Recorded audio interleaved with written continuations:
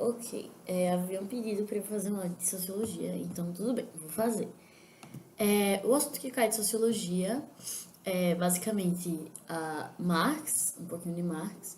Vai cair também sociologia contemporânea, ou seja, a partir do século XX, que é 1900 e pouco, até os dias atuais. E como é? Sociologia no Brasil. O começo da sociologia no Brasil. Eu vou falar logo dos assuntos novos e depois eu falo de Marx. Porque Marx. Talvez eu faça outro áudio de Marx, vai depender de quão grande ficar esse áudio. Porque Marx é um assunto que demanda muito tempo. Apesar de eu não acho que ele vai cobrar muita coisa em Marx. Enfim, se eu parar é porque eu tô bebendo água e chá. A sociologia contemporânea, como eu falei, é a sociologia a partir do século XX. Então, a sociologia ela começou a se desenvolver, para quem lembra, com Durkheim, Marx e Weber no século XVIII, ou seja, após Revolução Industrial, ou século XVIII, século XIX, desculpa, pós-Revolução Industrial e bem pós-Revolução Francesa, né, porque faz muito tempo. E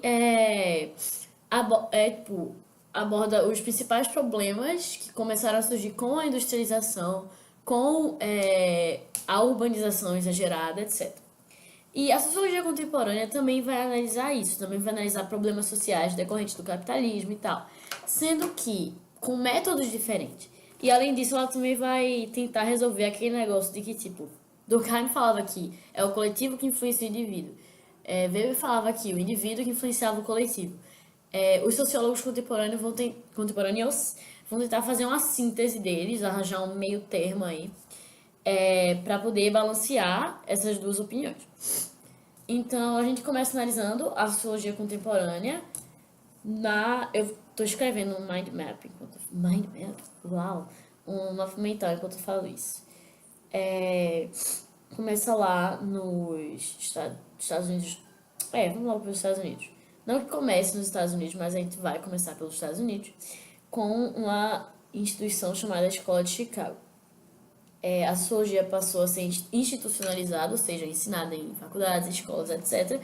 E especialmente na Escola de Chicago. Os primeiros professores foram professores importados, digamos assim, porque, tipo, não eram americanos, importados. E a Escola de Chicago teve várias, digamos assim, várias correntes de pensamento, vários sociólogos que nasceram dela, vieram dela. E a principal linha, assim, foi com uma mulher chamada Ezra Park, um homem, na real, chamado Ezra Park, mas a gente não precisa decorar o nome dele, se lembrar do método dele, que era de observação participante.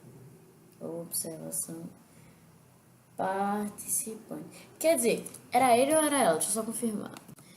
Ok, como eu imaginava, era ele. Observação participante. O que é isso? É você ir, tipo, se eu tô tentando analisar, sei lá, as favelas aqui do Brasil, tô querendo escrever um livro sobre as favelas no Brasil, ao invés de ficar aqui sentada no meu cantinho falando sobre as coisas que eu li sobre a favela, eu vou lá na favela pra ver como é de verdade e documentar e conversar com a galera e descobrir como é realmente a vida em comunidade por lá. Isso é a observação participante, é você ir lá pro meio que você está tentando estudar e entender na pele como é que funcionam as coisas. Essa é a ideia. Então, eu vou escrever entender na pele, porque, tipo, resume a ideia. E a escola de Chicago era muito voltada para problemas sociais.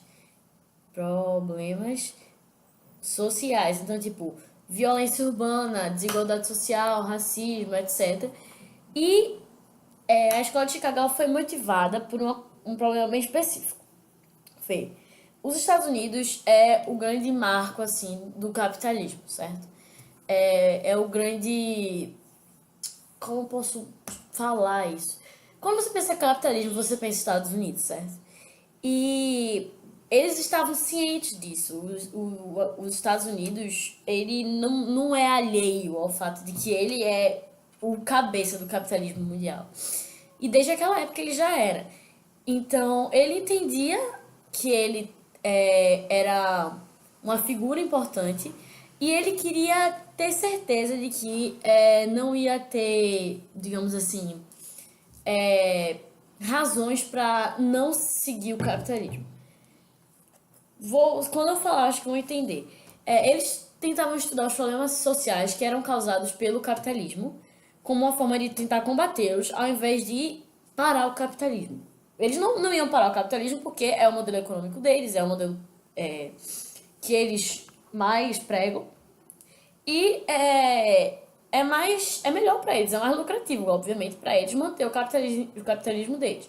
Então, eles preferiam meio que podá-lo, tá ligado? Quando você poda uma planta, você vai cortando as partes ruins. Preferiam ir cortando os problemas para manter o capitalismo lá intacto, bonitinho e tal. Foi essa tentativa de solucionar os problemas causados pelo capitalismo que motivou o crescimento da sociologia. Então, problemas sociais causados pelo capitalismo. Não sei se deu pra entender. Se não ficar claro, pode me, sei lá, botar nos comentários lá. Agora tem comentários. Enfim, dos Estados Unidos, a gente também tem um cara chamado Robert King Merton. Te lembra que eu falei que a sociologia contemporânea tentava solucionar os problemas, assim, a contradição entre indivíduo e sociedade, coisa e tal? Pronto. Esse cara, King Merton, também tentava fazer isso. Não só ele, mas vários, né? E ele e alguns outros caras dos Estados Unidos estudavam essa ideia entre tipo, a sociedade, o coletivo e o indivíduo.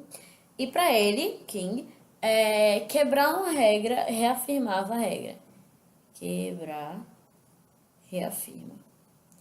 Porque, por exemplo, se tem uma regra de não, sei lá, uma regra do futebol não dar chute na canela do amiguinho, certo? Se ninguém nunca dá chute na canela do amiguinho, então, tipo, é uma regra, mas não é uma regra que precisa ser dita, sabe? Porque todo mundo já segue. Se alguém vai lá e dá um chute na canela do amiguinho, todo mundo se lembra, poxa, tem aquela regra, não pode fazer isso. Cartão e tal, pronto. É basicamente isso. Quando a gente quebra uma regra, a gente tá relembrando ela, digamos assim. Outra ideia que surgiu nos Estados Unidos é a ideia de construção social. Essa ideia foi apoiada por várias pessoas, tipo um cara chamado Parsons e um cara chamado... não, Talcott Parsons é o nome do cara, eu ia separar. Mas um cara chamado Talcott Parsons que diz que as normas elas acabam se tornando costumes. Então, deixa eu ver como posso explicar. Aqui a gente tá acostumado a... deixa eu pensar. A mulher não pede o homem em casamento. Claro que existem exceções, né? Muitas mulheres já pedem o homem em casamento, mas é um costume. Então, tipo, a mulher, normalmente quando a gente vê uma mulher que já namora com um cara há muito tempo, os dois já são quase adultos e tal, e quase adultos não, né? Adultos. É porque, tipo, 20 anos e tal. E os dois estão meio, assim, querendo casar. A mulher, ela sempre vai ficar, pô, quando é que ele vai me pedir e tal. Ela nunca vai pensar assim, pô, quando é que eu vou pedir ele e tal. Raramente isso. E o homem nunca vai pensar, será que ela tá planejando me pedir? Raramente, assim, porque é um costume já. A gente já tá acostumado. A gente acha que sempre foi assim, porque não, porque a mulher nasceu assim, a mulher nasceu sem vontade de pedir ninguém em casamento. Não, é um costume, é uma coisa que se tornou comum. Essa é a ideia de construção social, é uma coisa que a sociedade constrói junto. Um costume que todo mundo constrói, não uma coisa que sempre existiu. Não é porque, é porque a mulher nunca pede homem em casamento porque, sei lá, isso é contra o fato dela ser mulher. Não necessariamente, sabe? Não quer dizer que a mulher tá, sei lá, tentando dar uma de. Tentar tomar um, entre aspas, papel do homem, assim, na sociedade. É só porque é um costume. Desde que o casamento, como a gente conhece, começou a ser praticado, os homens pedem as mulheres em casamento. E é isso.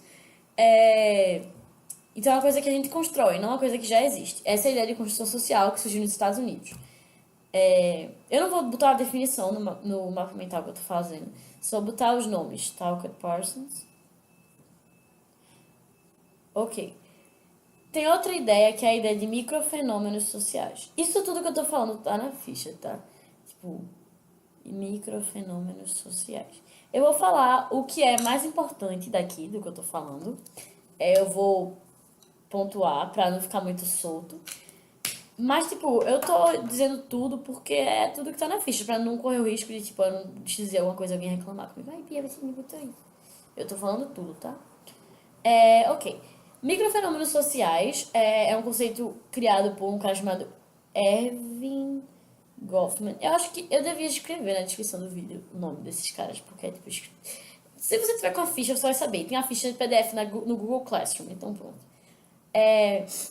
E a ideia de microfenômeno social é que, tipo, o modo como a gente se comunica, o modo como a gente se relaciona, meio que segue um papel, como se fosse uma coisa escrita, uma coisa pré-escrita, como um papel de uma peça. Tipo, quando a gente vai pro elevador pra sair de casa, tem vizinhos lá. Aí a gente fala, bom dia, não sei o que chuva, tal. Atualmente a gente não fala mais esse negócio de, ai, olha o clima. Ninguém fala isso, mas tipo, sei lá, se estiver chovendo, fala, caramba, que chuva, né? Pois é, não sei o quê. A gente tá seguindo um papel que a gente foi ensinado. Desde pequena a gente aprende a falar com vizinhos e tal, e a gente vê nossos pais falando com eles, falando coisas bem bestas, tipo, que dia, não sei o que e tal. E a gente acaba seguindo esse papel. Isso não quer dizer que a gente naturalmente, no dia a dia, a gente pensa sobre o clima, a gente pensa sobre o futebol, a gente pensa sobre isso. Não, a gente segue um papel. Por exemplo, você não vai falar para seu colega de classe que você conhece há muito tempo, você não vai falar pra ele, tipo, olha, o clima hoje, né, não sei o quê, e o jogo, hein, não sei o quê, não sei o quê. Falar de um jeito, como, tipo, jogar a conversa fora, tá ligado? Não vai falar assim, você vai falar de um jeito mais informal e de um jeito mais próximo da pessoa, porque vocês se conhecem mais, você não fala com mais, é, como é a palavra, meu Deus? Agora eu esqueci. Intimidade, você tem mais intimidade com a pessoa, você vai falar, não como se vocês fossem estranhos. E a mesma coisa com a sua mãe. Você não vai falar com a sua mãe do jeito que você fala com o seu melhor amigo. Não vai falar com o seu melhor amigo do jeito que você fala com o seu irmão. Enfim, a gente segue papéis diferentes. E quando a gente é realmente quem a gente é quando a gente tá sozinho. É basicamente isso que esse cara diz, Irving Goffman. A gente segue papéis sociais. Eu vou até escrever isso. Papéis sociais. Que são bem frágeis. Então, quando a gente fica sozinho, tudo isso desmorona e a gente é quem a gente realmente é. Basicamente isso. Então, nos Estados Unidos é isso. 3 pontos principais. Escola de Chicago, construção social e microfenômenos sociais. 2 principais preocupações dos Estados Unidos. Solucionar problemas sociais, tipo desigualdade, causados pelo capitalismo, e tentar superar a dicotomia é contradição, nesse caso, entre indivíduo e coletivo, entre Durkheim e Weber. Beleza. Isso é os Estados Unidos. Vamos agora para a Europa. Na Europa, eles foram muito, muito, muito, muito influenciados pelos sociólogos primeiros. Por Marx, por Weber, por Durkheim, porque eles eram europeus. Então, meio que é como se eles estivessem recebendo um legado, uma herança, a Europa contemporânea, recebendo uma herança dos primeiros sociólogos. E aí, eles desenvolveram várias linhas de pensamento, assim. E a primeira que a gente deveria pensar, que é muito importante, que Daniel falou que é importante, é de configuração social e outra é de sociologia relacional. A configuração social foi criada por um cara chamado Norbert Elias e ele basicamente estudou as relações entre a motivação do indivíduo e a vontade do indivíduo de fazer alguma coisa e o quanto ele dependia de regras. Norbert Elias, ele assim como Durkheim, entendia que os indivíduos eles eram interdependentes, ou seja, dependentes entre eles. Um dependia do outro. E ele percebia que para manter essa sociedade harmoniosa, a gente tinha que seguir regras. Acontece que ele tentava estudar as mudanças, tipo, algumas pessoas que eram mais propícias a seguir as regras, as que eram menos propícias, as pessoas que dependiam mais dos outros, as pessoas que dependiam menos dos outros. Ele tentava entender essa relação de motivação, a motivação que alguém tem para obedecer ou para desobedecer, entre individualidade e independência, enfim. Essa é a ideia de configuração social, certo? E ele falava que o líder é o menos dependente. Tipo, a pessoa que for menos dependente dos outros, a pessoa que for menos dependente da opinião, de regras, vai ser o líder, porque ele vai acabar ditando as regras. Ok, essa é a ideia de Norbert Elias. Estudar motivação. Eu vou escrever só a título de informação. Motivação é. Como é o nome? Motivação, dependência, etc. Beleza. Agora vamos para a sociologia relacional com um cara chamado Pierre Bourdieu, que ele falava que a gente, tipo, lembra aquele negócio que Durkheim falava que tem fato social, que é externo, que é uma coisa que é criada pelo coletivo e que é meio que imposta, como se fosse uma obrigação ao indivíduo. Tipo, um costume que é imposto, que a gente nasce com isso em cima da nossa cabeça e tal. Pronto. E tem o ato, certo? Social, que é o que o indivíduo faz, que é a ideia de Weber, que o indivíduo é que tem a motivação, que é o que o indivíduo faz que acaba transformando o coletivo. Pierre Bourdieu vai juntar uma coisa na outra. Pierre Bourdieu vai falar o seguinte: quando a gente pega um fato social, por exemplo, deixa eu pensar uma coisa aqui. Digamos que a nossa sociedade seja uma sociedade que não valoriza o trabalho. O trabalho pra gente é obrigação. É verdade, aqui no Brasil o trabalho é obrigação, ninguém gosta de trabalhar. Embora em outros países não seja assim. Tipo, Europa, as pessoas veem o trabalho como uma coisa boa. Mas enfim, trabalhar é um saco, eu odeio trabalhar. Isso é uma coisa que é imposta pra gente desde que a gente nasce. A gente cresce vivendo numa sociedade que quer sempre a lei do menor esforço. Quer sempre trabalhar menos, quer sempre fazer o mínimo possível. Sempre quer fazer o mais básico, o mais raso. Não quer trabalhar mais duro, sabe? E a gente cresce assim. E quando isso se torna parte de nós, é uma coisa que é ensinada e se torna parte da gente, do indivíduo, se transforma numa coisa chamada hábito, do hábitos. Repetindo, é um fato social que é internalizado, ou seja, vira uma coisa interna, uma coisa de dentro da gente. De externo vira interno e acaba se tornando um ato social, que é a ideia de Weber de que é uma coisa que a gente faz porque a gente quer. Então, um fato vira um ato. Basicamente é essa a ideia. E isso se chama hábito. Para ele, o hábitus, ou hábito, é diferente para cada classe social. Então, tipo, uma pessoa. Deixa eu pensar. Uma pessoa pobre, que nasce pobre aqui no Brasil, desde pequeno o pai diz, ó, trabalhe, dê o seu melhor. Isso é um exemplo, tá? Não tô dizendo que é assim na vida real, não. Tô, tipo, sei lá, trabalho na fazenda. Aí o pai fala, ó, meu filho, trabalhe muito, porque a gente não vai ter o que comer se você não trabalhar. Então sempre dê o seu melhor, porque você precisa sustentar a sua família e tal, tal, tal. Ok. Já outra pessoa que é criada aqui na cidade, com pais que são, sei lá, classe média alta e tal, conseguem se segurar, ele vai crescer ouvindo o quê? Estude, trabalhe, e é isso. Tipo, você não tem tanta necessidade de dar o seu melhor, porque seu futuro tá mais ou menos garantido, né? Você já mora aqui perto da faculdade, já vai para uma escola boa, seus pais já conseguem, assim, ter um rendimento razoável. Então você não tá no desespero, entendeu? Já lá é tipo, trabalhe, porque senão vai ter problema. Seu pai não vai conseguir te segurar para sempre. E se eu chegar para esse menino, esse menino que mora na fazenda, e falar pra ele, ó, não precisa trabalhar não, meu filho. Eu trazer esse menino pra cá, sei lá, ele vai fazer, vai estudar sei lá, um mês aqui no colégio tal, aqui com o menino da cidade. ele vai perceber como o ambiente é diferente.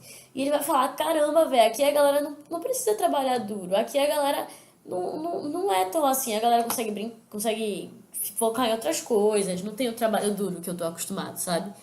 E tentar fazer uma classe social diferente da sua, entender o seu hábito, o hábito da sua classe, é uma coisa que a gente chama de violência simbólica.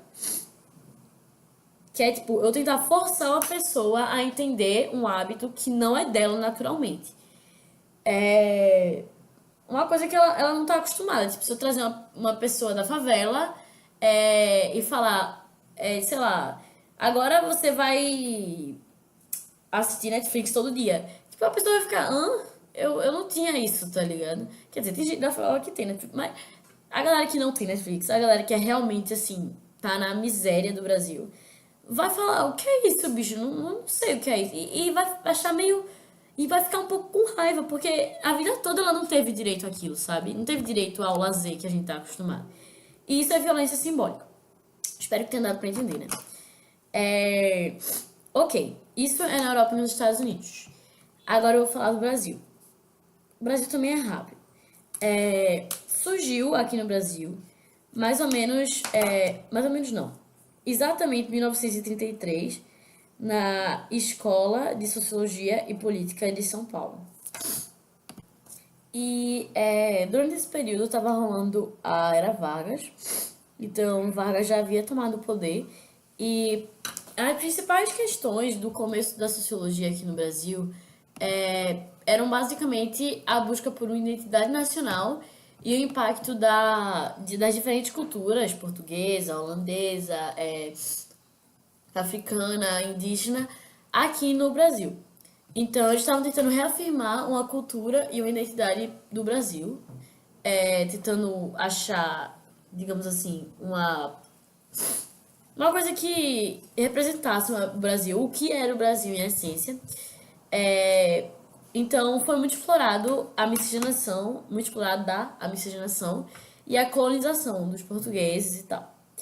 Então, os principais sociólogos desse tempo foram Caio Prado Júnior. Eu tô escrevendo, tá? Desculpa. Sérgio Buarque de Holanda e Gilberto Freire, que é o mais importante. Assim, eu não gosto de dizer que alguém é o mais importante, porque todos tiveram as suas contribuições, tá ligado? Sendo que, tipo, acaba que ele é o que ganha maior destaque no SSA. E os escritos dele foram muito polêmicos e muito reveladores também. Então, pois é. Sérgio Buarque de Holanda é pai de Chico Buarque de Holanda, o cantor, certo? E ele estudava bastante a questão de patrimônio nacional. Tipo, o que é, de fato, o que pertence a um país, o que é patrimônio de um país. Ele foi um dos fundadores do PT. Ele escreveu o livro Raízes do Brasil, no qual ele explorava isso que eu falei, ele explorava, como o nome, né, diz, Raízes do Brasil. E ele é considerado um dos livros mais importantes, assim, do Brasil, da história do Brasil. Então, né, o cara se garantiu. E eu falei do PT já, né? Ok, um dos fundadores do PT. Beleza. Temos agora Caio Prado Júnior. Ele também estudou a colonização. Ele estudou os efeitos da colonização na economia. Então, assim, embora ele tenha estudado também a colonização e as origens do Brasil, ele estudou isso por um viés econômico. Ele era meio marxista, assim, mas o marxismo raiz mesmo, que a gente vai ver já já, é com Florestan Fernandes, que é quando vai ser realmente punk. Até agora dá pra perceber que tem uma tendência, né? Tanto Sérgio Buarque de Holanda quanto Caio Prado Júnior eram comunistas. E, enfim, vamos prosseguir. Ele era marxista, ok. E aí vem Gilberto Freire. Gilberto Freire, como todos os outros, também vai explorar esse assunto com o seu... Ele escreveu vários livros, mas esse foi o principal.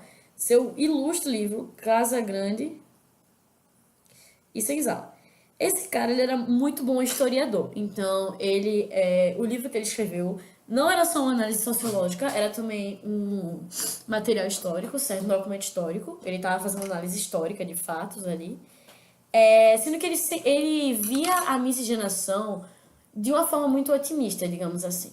Então, para tentar elevar os espíritos assim do Brasil, para tentar fazer o Brasil se valorizar e não pagar tanto pau, não puxar tanto o saco da Europa e tal, com o programa que tava rolando de Zé Carioca, o personagem da Disney. Disney tá tentando fazer umas alianças com os Estados Unidos e tal, que é negócio de América para os americanos, somos todos um. E do Brasil tá sendo puxa-saco da Europa, baba-ovo da Europa. Gilberto Freire tenta resgatar essa identidade nacional, resgatar a autoestima do Brasil, digamos assim, dizendo, não, mas o Brasil é um país misturado, temos muitas culturas, isso é lindo, isso é maravilhoso, o Brasil deixa de se achar vira-lata, você é lindo, não sei o que e tal, beleza. Sendo que ele fazia isso valorizando a forma como os portugueses, negros e indígenas se relacionavam. Então, ele acabava dizendo que tudo era um mar de rosas, que portugueses e indígenas e africanos se davam muito bem. Quando isso não é verdade. Os portugueses escravizaram os africanos, os portugueses escravizaram os indígenas, e a forma como Gilberto Freire fala da escravidão e fala das relações entre eles é uma forma que é muito assim, muito suave, muito calminha, como se tudo fosse muito bom. Tem o mito do bom senhor e do escravo obediente, o escravo dirigente, é a mesma coisa nesse caso, nesse sentido. Que é que, tipo, o senhor era bonzinho, era gente boa, ele só maltratava os escravos que realmente eram desobedientes, né? Normalmente ele não maltratava os escravos eram respeitados. Os escravos não queriam deixar de ser escravos, os escravos adoravam ser escravos, porque afinal eles estavam confortáveis, eles trabalhavam, eles se davam bem, eles eram obedientes, faziam tudo o que mandavam, etc. É isso que ele fala. Então, muita polêmica aí. E. Calma, deixa eu só escrever. Valorizar a identidade nacional. Identidade, ok. Outra coisa, não sei se ele vai cobrar, mas anos antes, exatamente 11 anos antes, teve a Semana Moderna, Semana de Arte Moderna de 1922 em São Paulo. Que foi basicamente o Brasil tentando desenvolver uma arte, uma cultura desligada, desvinculada, talvez inspirada, mas não copiando a Europa, entendeu? Tipo, tentando romper com a estética europeia e falando, não, aqui é Brasil, a gente faz do nosso jeito e é isso. Nós somos mais baba-uva de vocês. Então dá pra ver que esse período aí foi um período de tentar resgatar a identidade. Sendo que, alguns anos depois, eu vou pesquisar quando exatamente, surgiu um cara chamado Florestan Fernandes, deixa eu ver. Ele nasceu em 1920, então ele é mais novinho que todo mundo aqui. Ele é mais novo que todos os que eu falei antes. Ele era sociólogo e político, e ele fala o seguinte, ele aborda a identidade nacional de uma forma mais realista, talvez pessimista. Florestan Fernandes. Ele faz o seguinte, eles falam assim do passado, fala das raízes da cultura trazida pelos indígenas e portugueses e africanos, mas ele resgata os problemas sociais que estão acontecendo. Então ele resgata o racismo, ele resgata a desigualdade, ele resgata vários problemas que estão acontecendo. E ele vê isso de um viés marxista muito pesado. Então ele pega e critica a realidade de uma forma muito rigorosa. Coisa que até agora não tinha acontecido, porque Gilberto Freire estava achando tudo muito bonito. Caio Prado Júnior fazia isso, mas tipo, não era de forma tão demandando uma resposta, porque Florestan Fernandes ele demandava que a gente tomasse uma atitude a respeito disso, não ficasse só de boa. Caio Prado Júnior analisava, Florestan Fernandes mandava mudar. E Sérgio Bartolando, apesar de ser marxista, não teve tanto impacto que Florestan Fernandes teve. Porque, deixa eu ver se eu consigo achar aqui o PDF para falar bem direitinho. Ok, eu vou ler aqui. Florestan distinguiu-se pela elaboração de uma síntese entre os métodos funcionalista, que é de Durkheim, weberiano, de Max Weber, e marxista, de Karl Marx.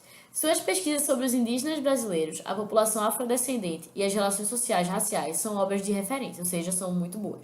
Em seus últimos trabalhos, Florestan procurou construir uma teoria da revolução burguesa no Brasil. Marxista, ele acreditava que as estruturas político-sociais deveriam se modificar por meio da militância política e foi um dos fundadores do PT. Então, ele fundou o PT junto com o que eu falei antes, Sérgio Buarque de Holanda, tá? Mas é porque ele, Florestan Fernandes, teve mais impacto que Sérgio. Porque ele demandava uma militância, como o texto diz. Nesse caso, militância quer dizer um ativismo. Quer dizer mudar a situação. Não falar, tipo, tá assim, assado, beleza. Não, quer dizer mudar. Vamos mudar isso. E muitas vezes isso quer dizer partir para passeatas, partir para reeleição, etc, etc e tal. E ele foi obrigado a se aposentar. Durante esse período tava rolando ditadura, certo? A partir de... Deixa eu ver se eu acho aqui a data certa. A partir de 1945, começou a surgir a Guerra Fria. Começou a surgir não, né? Começou a Guerra Fria. Na real, ela não começou a surgir, porque não tem uma data certa para uma guerra que nunca aconteceu. Mas desde depois da Segunda Guerra Mundial, ou seja, a partir de 45, então mais ou menos 46, 47, 1947, claro, começou a rolar a Guerra Fria. Para quem não lembra, foi um período em que, tipo, tava a União Soviética e os Estados Unidos disputando para ver quem era mais tecnologicamente desenvolvido, economicamente desenvolvido, politicamente desenvolvido e tentando puxar cada vez mais gente pro lado dele. Então, os Estados Unidos tentavam puxar a América pro lado dele, falando, vamos todo mundo se unir porque a gente é americano, apesar dos Estados Unidos, né, não se considerar exatamente igual aos outros, ele sempre queria ser superior ao resto da América. E a União Soviética puxando pro lado da galera lá, enquanto tava rolando toda aquela revolução russa com Stalin, etc, etc, coisa e tal. Ao mesmo tempo que rolava a ditadura militar aqui no Brasil. Então era um período bem complicado, digamos assim, e não é à toa que um cara tão crítico, tão rigoroso quanto Florestan surgiu nesse período. Porque é um período realmente difícil, então não tinha como falar coisa boa durante esse período, ele tinha que abordar os problemas. Então foi na época da ditadura e Guerra Fria, certo? E ele percebia as mudanças que estavam acontecendo por causa do capitalismo. Aí vê o que ele fala, o que fala o PDF, né? Em suas obras, Florestan também estudou a estrutura de classes da sociedade brasileira e analisou o capitalismo dependente de áreas periféricas da economia mundial, como o Brasil e os países da América Latina em geral. Então, o que está dizendo? Ele estudou como os países que não estavam no centro das atenções, tipo Estados Unidos e Rússia, que na época era a União Soviética, como eles lidavam com o capitalismo e como o capitalismo dependia disso. Calma aí. Porque o principal público consumidor da indústria americana, a galera que mais comprava os produtos americanos, era americana. Era da América Latina e etc. E muita mão de obra também era daqui. Então, tipo, tinha o negócio de Cuba, de que Cuba era usado praticamente como se fosse como é o nome?